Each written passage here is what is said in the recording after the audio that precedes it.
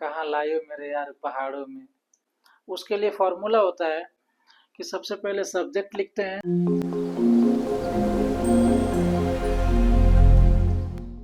आज की क्लास में हम पढ़ने वाले हैं कि शुड हैव का यूज कब होता है। जब भी किसी सेंटेंस में चाहिए था आता है, चाहिए था लास्ट में ऐसा हो कि चाहिए था आ रहा है। जैसे आप कभी ऐसे बात करते हैं कि तुम्हें उसके साथ हॉस्पिटल चले जाना चाहिए था।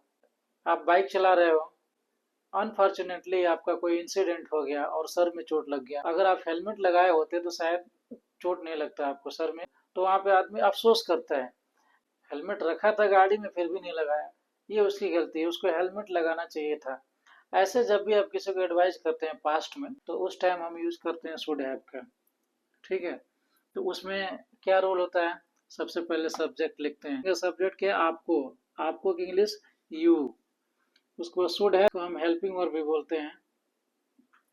Should have, you should have. Verb, verb क्या है यहाँ पे? जाना। इंग्लिश में गो मीन्स जाना होता है, बट गो का थर्ड फॉर्म क्या होगा? या पास्ट पार्टिसिपल कह लीजिए। पास्ट पार्टिसिपल क्या होगा? गॉन होगा यहाँ पे। तो गॉन। ऑब्जेक्ट में क्या हो जाएगा? To hospital. You should have gone to hospital with him, उसके साथ। आपको उसके साथ हॉस्पिटल जाना चाहिए था। उसे सभी सवालों को हल करना चाहिए था।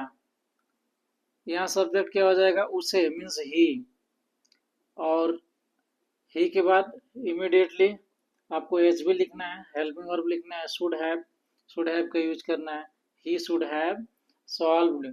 सॉल्व क्या है? हल करना। यहाँ पे वर्ब है, हल करना, जवाब देना। तो उसका सॉल्व का थर्ड फॉर्म होता है solved. He should have solved. क्या सॉल्व करना चाहिए? All the questions. सारे प्रश्नों का जवाब देना चाहिए था, सारे प्रश्नों को हल करना चाहिए था।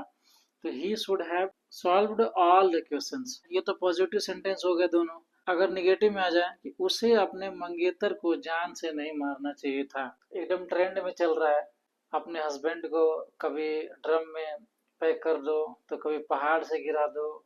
एक लड़की ने अपने फियांसे को, होने वाले हस्बैंड को, मंगेतर को पहाड़ पे ले गई और वहां से धक्का मार दी। दो महिलाएं आपस में बात कर रही हैं, एक दूसरे से बोल रही हैं कि कुछ भी हो, उसे अपने मंगेतर को पहाड़ से धक्का नहीं मारना चाहिए था, अपने मंगेतर की जान नहीं लेनी चाहिए थी। अभी क्या हो जाएगा कि she should not have killed her fiancée.